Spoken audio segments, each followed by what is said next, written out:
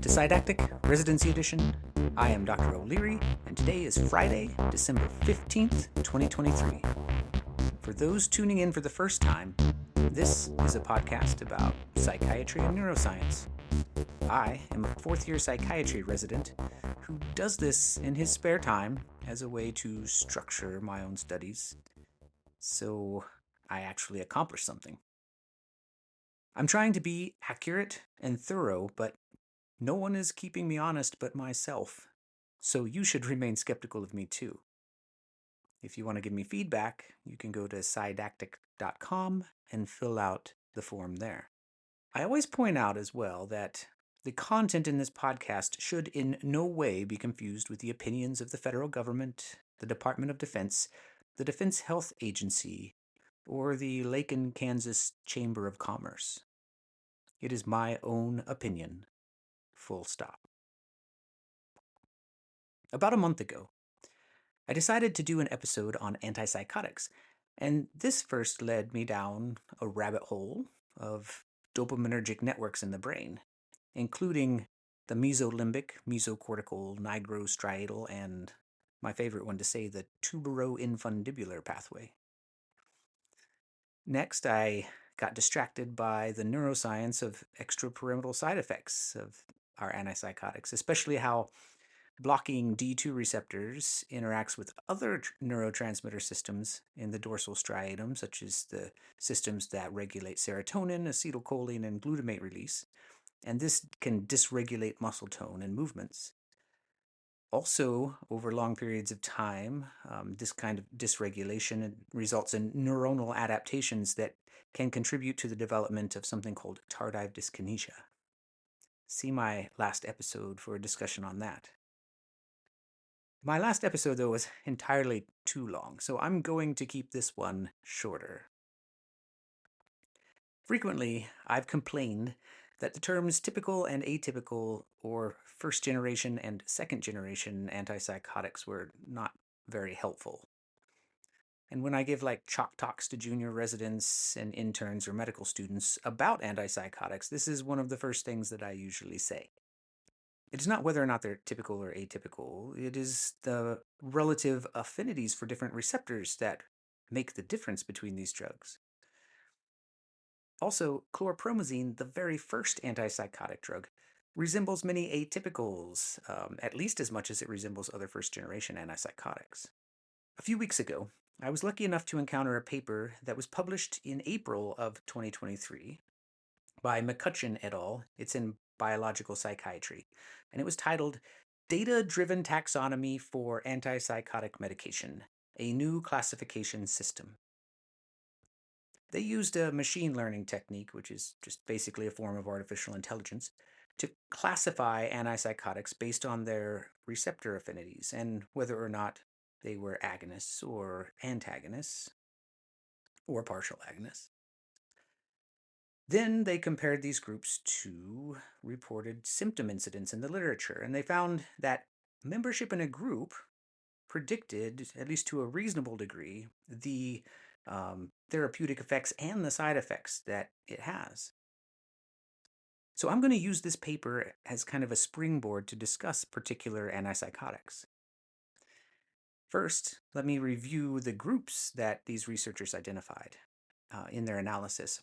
There were 4 major clusters of similarity based on 3 principal components that explained, I think they said 65% of the variation in the data. They called these clusters 1, 2, 3, and 4 in no really meaningful order. But they also gave them some meaningful names based on the shared receptor affinities that group them together. The groups are 1, muscarinic, 2, adrenergic, low dopaminergic, 3, serotonergic, dopaminergic, and 4, just dopaminergic. Let's get deeper into what all that means. Group 1, the muscarinic group. It's called this because its members, in addition to doing other things, are antagonists at acetylcholine muscarinic receptors M2 through M5. and or they are M1 agonists or weak antagonists at M1. Its members include first-generation antipsychotics like chlorpromazine, which was the very first antipsychotic, and loxapine, as well as clozapine, the first second-generation antipsychotic, along with olanzapine and quetiapine. Both olanzapine and quetiapine, by the way, were developed in an effort to try to find an alternative to clozapine, because clozapine was very effective, but also caused agranulocytosis and ultimately the death of many of the patients. Medications in this cluster, the muscarinic cluster, also tend to cause orthostatic hypotension. They're more sedating than other medications. And with long-term use, they have high rates of metabolic side effects like hyperlipidemia and hyperglycemia and weight gain. That was group 1. Group 2, termed the adrenergic/low dopaminergic group, consists of aripiprazole, brexpiprazole, cariprazine, acinapine, lurasidone, and ziprasidone. The authors report that this group is characterized by, quote, low dopaminergic antagonism and a lack of muscarinic or serotonergic antagonism, but significant adrenergic antagonism and dopamine D2 partial agonism, unquote. I expected aripiprazole, brexpiprazole, and cariprazine to group together because these are the partial agonists at D2 and also at 5-HT1A. But it was surprising to find like ziprasidone, lurasidone, and acinapine with them. I should point out that lurasidone in this analysis had a lot of missing data, so that might be one of the reasons why it ended up there. But one notable commonality of this group is that all of the members of this group are also partial agonists at 5-HT1A, which is unique. It's different from other groupings. When you look at the side effect profile, group 2 is known to cause less weight gain or no weight gain and have smaller effects on lipid profiles than the first group or the third group that I'm going to talk about next. Looking at the heat maps that were included in the paper, it also appeared that this group had lower side effect profiles really in almost every category reported. The catch for group 2 is that they were reportedly also less effective at controlling both positive and negative symptoms of psychosis than the other groups. So along with fewer side effects, you might also get less overall effectiveness for target symptoms. Group 3 is the serotonergic/dopaminergic group. Its members include fluphenazine, haloperidol, paliperidone and risperidone, and perfenazine. These meds group together because of similar and significant serotonergic and dopaminergic antagonism without the significant overlap with other groups in their receptor profiles. So this appeared to be really the most diverse group out there, group 3. I would not have expected that like haloperidol would fall into this group based on like the relatively limited serotonergic activity that I've seen reported for it. Despite this serotonergic activity, which I have been told like reduces EPS or extrapyramidal symptoms, this group was associated with high levels of dystonias, along with significant Parkinsonism and tardive dyskinesia, and substantial rates of postural hypotension and a lot of weight gain. So even though group 3 included risperidone and paliperidone, which themselves have like a reputation for causing prolactinemia, as a whole, the group fell out only second in its propensity to cause prolactinemia. But this is compared with group 4, which comprises the more pure dopamine blocking agents. So that makes sense. And it brings me to group 4, which is called the dopaminergic group due to relative strong dopamine receptor antagonism combined with few adrenergic effects. This group included medications that are really not commonly used in the United States. Its members were solpride, amisulpride, molendone, and pimozide. The group members appeared to be more similar to each other than other members of other groups were similar within that group, meaning that the receptor profiles were less diverse, generally because they were more focused on dopamine antagonism alone. So while the group appeared to have higher rates of all the movement disorders, it was less likely as a whole to cause metabolic side effects, with the exception of weight gain. It was also associated with the greatest improvements in both negative and positive symptoms. Before I continue, I don't want to leave the listener thinking that I'm advocating solely for this particular data-driven grouping of antipsychotic classifications. The taxonomies we use are only as useful as the information that they communicate to us.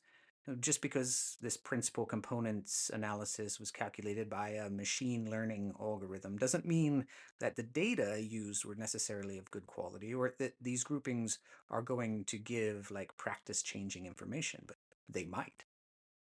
For example, receptor profiles that are not screened would not be included in the data. And the quality of the measurements of receptor affinities themselves might vary from study to study. Still, it's good to do things like this because looking at data from as many perspectives as we can is helpful, especially in letting us know what has strong support and what we really don't know yet, but just think we know. The authors point out that different classification systems use different standards. For example, the predominant neuroscience-based nomenclature in general kind of ignored the role of muscarinic receptors in antipsychotic classifications. And this makes it incompetent to inform us about the muscarinic receptor activity. Methods like this one, and the paper I'm reviewing, if given a large and a complete data set, are potentially capable of a much more complete and less biased taxonomic system than the ones we've been given. But given the data that we currently have, I'm going to compare some of the groups that McCutcheon et al. Found. There seem to be some clear signals coming through. One of these signals is in the comparison of Group 1 and Group 4 in terms of the metabolic side effects. Group 1, that muscarinic group, is associated with the highest rates of metabolic derangements, postural, hypotension, and anticholinergic side effects. Just because this group is somewhat unique in its affinity for, say, the cholinergic muscarinic receptors doesn't necessarily mean that this is the mechanism of metabolic derangement, but it is suspicious. Other classes of psychotropics that are anticholinergics also increase weight gain. Tricyclic antidepressants, and especially the anticholinergic SSRIs like paroxetine, are associated with significant weight gain.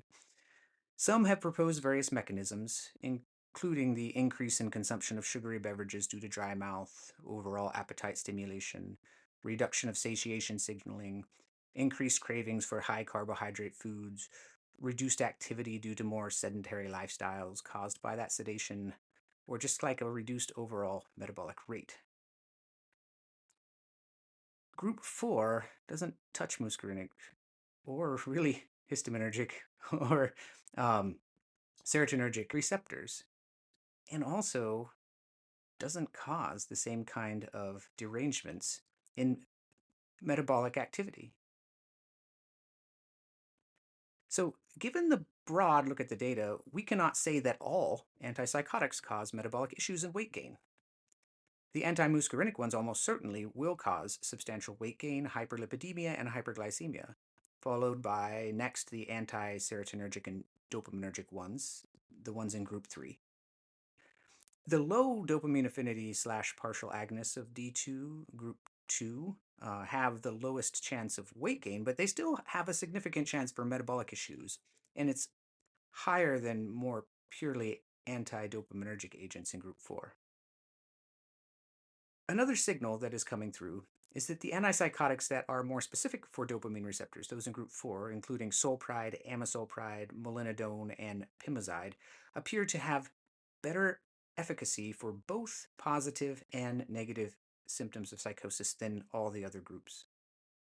Now, let me take amisulpride as an example.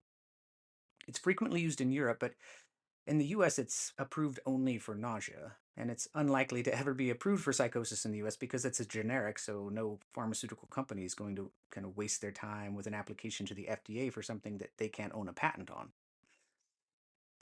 It is one of the few antipsychotics that clearly demonstrates efficacy for both the positive and negative symptoms of psychosis. Amisulpride blocks both D2 and D3 receptors, and well, that's it. I mean, as far as we know for dopamine. There's also some evidence that it may antagonize 5-HT7 receptors from animal studies, but that's really it for its serotonergic activity. It's a very clean drug. It does not bind to muscarinic, histaminergic, or noradrenergic receptors. It also prefers the presynaptic D2 and D3 receptors, which means that at lower doses, it can effectively increase dopamine levels in the synapses and reduce negative symptoms. At higher doses, it will spill over and start blocking the postsynaptic D2 receptors, and this is likely its mechanism for controlling the positive symptoms. The real-world trade-off in group 4, the pure dopamine receptor blocking group, is that the higher incidence of movement disorders and tardive dyskinesia accompanies its effectiveness in controlling positive and negative symptoms. However, it really shares this problem with group 3, the anti-dopaminergic and serotonergic group. Group 3 also has much higher rates of metabolic side effects than group 4. And group 3 has less control of positive or negative symptoms on average than group 4. There is not a single drug in group 4 that is used commonly in the United States. Sulpride and amisulpride are not FDA approved here. Pimozide appears to have a higher than average rate of QT prolongation, which maybe is why people don't use it so much, because it can cause cardiac arrhythmias. So it's rarely used. And molinidone kind of fell out of favor for unclear reasons. Maybe just because it was called a first-generation antipsychotic. There's also kind of the effect of drug companies advocating for their new drugs, and this results in excitement for relatively untested drugs that appear to solve our problems because of all the hype. But in the end, once we start using them, they have their own problems we did not anticipate. Maybe you've heard of the Katie trial. The Katie trial is a kind of a famous trial of antipsychotics in the US. It was a large NIMH-funded trial that was meant to answer the question whether or not second-generation antipsychotics were more effective than first-generation antipsychotics. At that point in time, most people kind of just assumed from clinical experience and propaganda that second-generation antipsychotics were more effective and had fewer side effects. The Katie study compared a half a dozen antipsychotics, but it included only one first-generation antipsychotic, perfenazine. In the end, it found no difference in efficacy among the drugs, and this was with 1,500 patients starting the study. Now, the fact that this study is framed as one, comparing first to second-generation antipsychotics when it only included one first-generation antipsychotic, and two, really a meaningful comparison in the first place is really beyond me. McCutcheon et al., this paper that I'm reporting on today, clearly demonstrates there is really no biological basis for comparing first-generation and second-generation antipsychotics in the first place. Within the groups, they're just different things. Also, what is probably the most important finding of the Katie trial is that 3/4 of the patients discontinued treatment because, well, regardless of which antipsychotic they took, there were significant side effects. Some people give like special pleading to say like, oh, olanzapine was the most effective, but this was not statistically significant. And really, given the huge dropout rate, well, what was it they were actually comparing in the end? In the end, what this new McCutcheon et al. Paper re-demonstrates is that this split between first and second generation or typical and atypical antipsychotics is not particularly predictive of efficacy or side effects. Blanket statements like typical antipsychotics primarily block D2 and atypical antipsychotics primarily or also block 5-HT2A simply not true. I mean, a focus of their actual measured receptor affinities is more predictive for their effects and side effects, but it's not likely to be sufficient for us to make predictions of their side effects like, oh, it's in group 3, it must do this. I can't merely say that because an antipsychotic, for example, fell into like cluster 2, that it won't cause hyperlipidemia.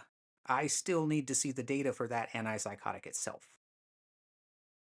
However, having the ability to actually search for associations between receptor affinities and their relationship with different syndromes can and most likely will help us to identify better targets of research for the future.